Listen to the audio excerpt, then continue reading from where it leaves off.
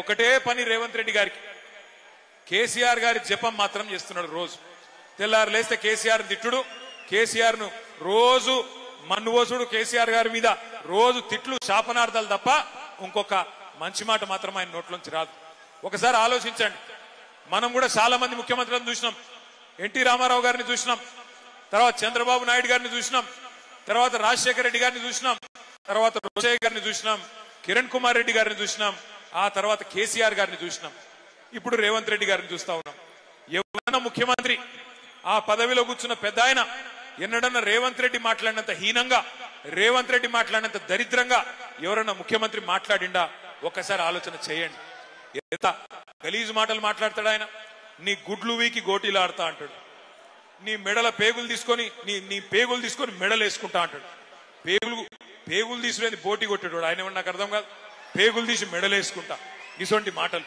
ఇంకా గలీజ్ ఏంటంటే, ఇప్పుడు ఇక్కడ అచ్చంపేట జనగర్జనలో ఒక 15-20 వేల మంది ఉన్నారు. మీరు ఇక్కడ ఎవరన్నొక్కలు అప్పు లేని వాళ్ళు ఎవరు ఉన్నారా?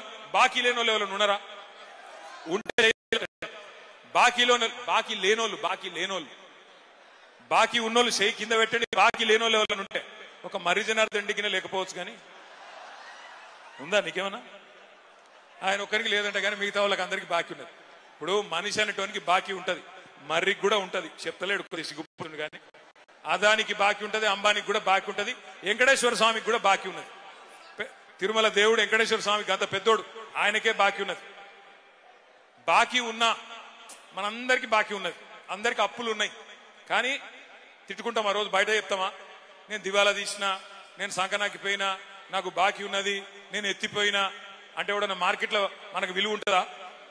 మరి రాష్ట్రానికి పెద్ద ముఖ్యమంత్రి తెల్లారు లేస్తే నా రాష్ట్రం ఎయిడ్స్ పేషెంట్ అయిపోయింది, నా రాష్ట్రం క్యాన్సర్ పేషెంట్ అయిపోయింది, నా రాష్ట్రం దివాలా తీసింది అని మాట్లాడితే ఢిల్లీలో ఎవడన్నా పట్టించుకుంటాడా?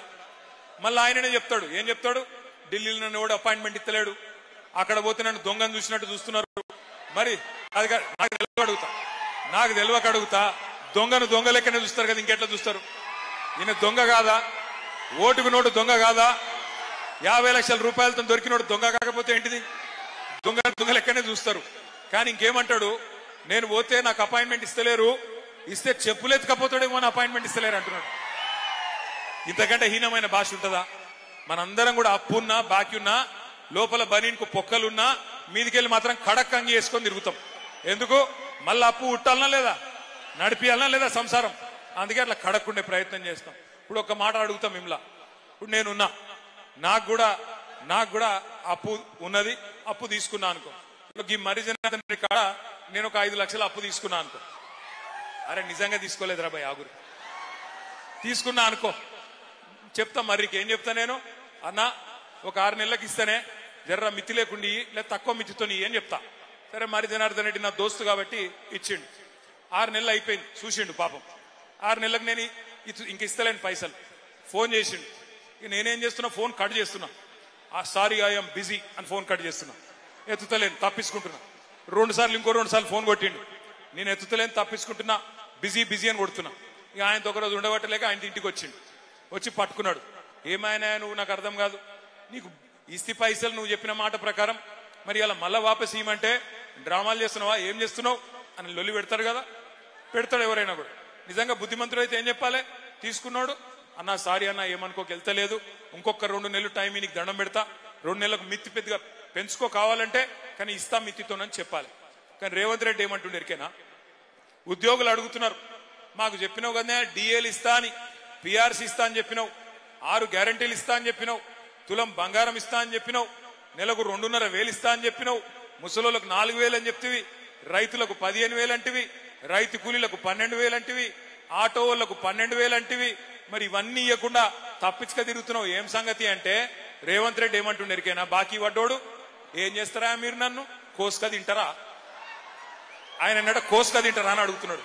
ఆయన ఏమైనా కోయనికి ఏమైనా జామకాయనా, మామిడికాయనా, సేపు పండ, ఏమిటి కోస్తాం ఆయనను? ఏం చేయాలి మరి? మనం మాట ఇచ్చి తప్పించుకున్నాను, ఏం చేయాలి? ఎలక్షన్లలో బొంద పెట్టాలనా లేదా? పెడదామా అచ్చంపేటలో? పక్కానా?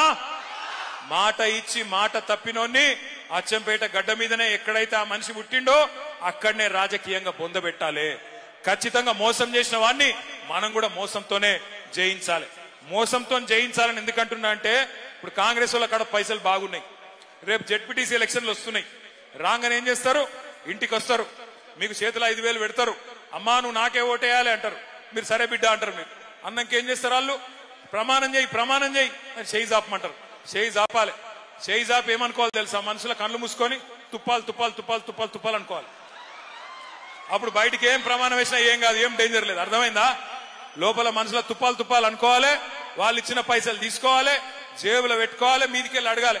ఏమా బిడ్డ 5,000 ఇచ్చినావు, మిగతా 50,000 ఎప్పుడు ఇస్తావు కొడుక, రేవంత్ రెడ్డికి జరా చెప్పు పో అని చెప్పి ఇలగొట్టాలి. ఓటు ఎక్కడేయాలి? ఓటు ఏ గుర్తు వినబడతలేదు? ఏ గుర్తు? కారేనా?